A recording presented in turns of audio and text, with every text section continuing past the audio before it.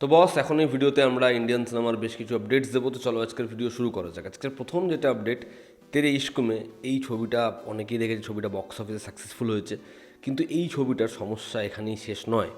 ইরজ international যারা এর আগের পার্টটা মানে রাঞ্জনা যারা প্রডিউস করেছিল, যারা পরবর্তী সময় যুক্ত ছিল না তেরে ইশক মে ছবিটার সাথে, তারা প্রথমেই এই ছবিটা যখন আসছিল, যখন বলা হচ্ছিল রাঞ্জনা ইউনিভার্সের পার্ট, সেই সময়ই এরা কোথাও একটা এর আগেইনস্টে ছিল।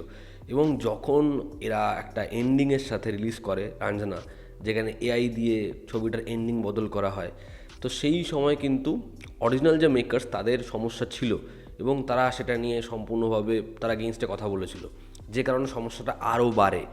এবার যেটা হয়, তারা 84 কোটি টাকার দাবি করে আনন্দ এল রায় এবং ছবির বর্তমান প্রডিউসারদের থেকে, যে এই ছবিটার এই যে রাঞ্জনা ইউনিভার্স, এখানে মোহাম্মদ জিশানের যে ক্যারেক্টার, তাদের যেরকম রেফারেন্স, যেরকম রাঞ্জনার নাম ব্যবহার না করেও রাঞ্জনার সাথে যে কানেকশন, স্পিরিচুয়াল সিকোয়েল সেটা বলা হচ্ছে, সেই কারণেই হচ্ছে এই ডিমান্ডটা, যে তাদের সাথে কোনো রকমভাবে যোগাযোগ না করে পারমিশন ছাড়া তারা স্পিরিচুয়াল সিকোয়েলটা বানিয়েছে। এবার দেখার এই সমস্যাটা কোনোভাবে শর্ট আউট করা যায় কি না। পরবর্তী এবং আজকের অন্যতম বড় যেটা আপডেট, সেটা হচ্ছে শাহরুখ খানের এর পরবর্তী ছবি কিং, যেটা 2026-এ আসার কথা রয়েছে, সেই ছবিটার একটা অ্যানাউন্সমেন্ট আসতে পারে রিলিজ ডেট রিভিল করে। সেটা একটা পোস্টারও হতে পারে, সেটা একটা গ্লিমসও হতে পারে।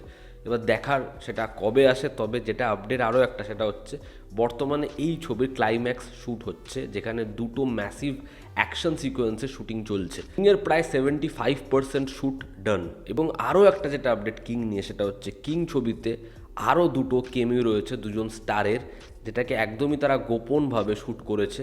এবার দেখার সেই দুজন স্টারকে এবং সেই দুটো কেমিও অডিয়েন্সকে কী লেভেলে মস্তি দেয়।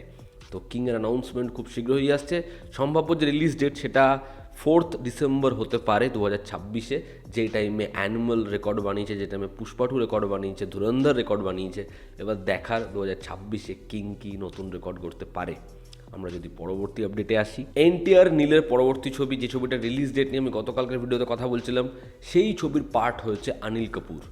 দেখার অনিল কাপুরের ক্যারেক্টারটা হয় কেমন, তাকে ছবির পরিচালক প্রশান্ত নীল কীরকমভাবে প্রেজেন্ট করে। পরবর্তী যেটা আপডেট, সেটা হচ্ছে বিজয় সেতুপতির মহারাজা, যেই ছবিটা ভীষণভাবে অ্যাক্লেমড হয়েছে, ভীষণভাবে সেই ছবিটা ভিউয়ারশিপ জেনারেট করতে পেরেছে এবং বক্স অফিসেও দুর্দান্ত ফলাফল এনেছে। সেই ছবিটার সিকোয়েলের কাজ শুরু হয়েছে, প্রোডাকশনের কাজ খুব শীঘ্রই শুরু হবে। এবং আরও একটা যেটা আপডেট, এই ছবিতে ফাহাদ ফাজিলের নাম শোনা যাচ্ছে, সে একটা ইম্পর্টেন্ট ক্যারেক্টার প্লে করতে চলেছে। দেখার বিজয় সেতুপতি এবং ফাহাদ ফাজিল দুজনের ফেস অফটা হয় কেমন। ছবির যে পরিচালক, তার আমি দুটো কাজ দেখেছি, তার ওপর ভরসা রয়েছে। সে যেরকমভাবে নন লিনিয়ার ওয়েতে গল্পটা নিয়ে গিয়ে শেষে চমক দেয়, আবার একজন অডিয়েন্স হিসেবে আমি তার থেকে বিশাল বড় কিছু টুইস্ট এক্সপেক্ট করছি। নারী চরিত্র বিজয় জটিল, অঙ্কুশ অভিনীত সেই ছবিটা বক্স অফিসে মুক্তি পেয়ে ছবিটা খুব ভালো ফলাফল করতে পারেনি। এটা নিয়ে আমি আগে একটা ভিডিও করেছি এবং অঙ্কুশ সে ভালো একটা ছবি বানিয়েও বক্স অফিসে সেরকমভাবে সাফল্য দেখলো না, সেটা নিয়ে আমি একটা ভিডিওতে কথা বলেছি। তবে যেটা আপডেট, সেটা হচ্ছে প্লেক্স কালেকশন, এই ছবিটা এসেছে প্রথম সপ্তাহের সঙ্গে। প্রজাপতি 2 থেকে শুরু করে ক্রিসমাস যে রিলিজ ছিল, সেই ছবিগুলো পরবর্তী সপ্তাহে কীরকম ব্যবসা করেছে সেই হিসাবেও জানা গেছে। যেখানে নিজের প্রথম সপ্তাহে নারী চরিত্র বিজয় জটিল খুবই বাজে ফলাফল করেছে, প্লেক্স থেকে মাত্র 5 লক্ষ টাকার কালেকশন করেছে। এবার এই ছবিটা যে মাল্টিপ্লেক্সে প্রচুর শোজ পেয়েছিল এমনও নয়, তবে ছবিটার পারফরমেন্স প্লেক্সে ভালো নয়, কিন্তু ছবিটা এতটা ভালো ছিল, এর থেকে অনেক বেটার ফলাফল আমি আশা করেছিলাম। ছবিটার হিট হওয়া দরকার ছিল, ছবিটার ভালো ব্যবসা করা দরকার ছিল। এরপর যদি কথা বলি প্রজাপতি 2, তাহলে প্রজাপতি 2 নিজের 3rd উইকে আবারও খুব ভালো ব্যবসা করেছে, প্রায় 24 লক্ষ টাকার প্লেক্স কালেকশন করেছে। ছবিটার 3 সপ্তাহে টোটাল কালেকশন 1,98,00,000 টাকা। এই ছবিটা 2 কোটির গণ্ডিত পার করবেই এবং আশা করছি ছবিটা এরকমভাবে স্টে করে থাকলে 3 কোটি টাকার কাছাকাছি পৌঁছাতে পারে প্লেক্স কালেকশানে। দেখার সেটা হয় কি না। তবে প্রজাপতি পার্ট 1-এর যে কালেকশন, সেটা বিট করা সহজ নয়। এরপর যদি কথা বলি লহ গৌরাঙ্গের নামরে, তো এই ছবিটা নিজের 3rd উইকে 4 লক্ষ টাকার ব্যবসা করে প্রায় 33 লক্ষ টাকা টোটাল কালেকশন করেছে, যেটা ভালো নয়। অপরদিকে মিতিন একটি খুনির সন্ধানে, সেই ছবিটা নিজের 3rd উইকে 2 লক্ষ টাকার ব্যবসা করে প্রায় 39 লক্ষ টাকার ব্যবসা করেছে প্লেক্সে।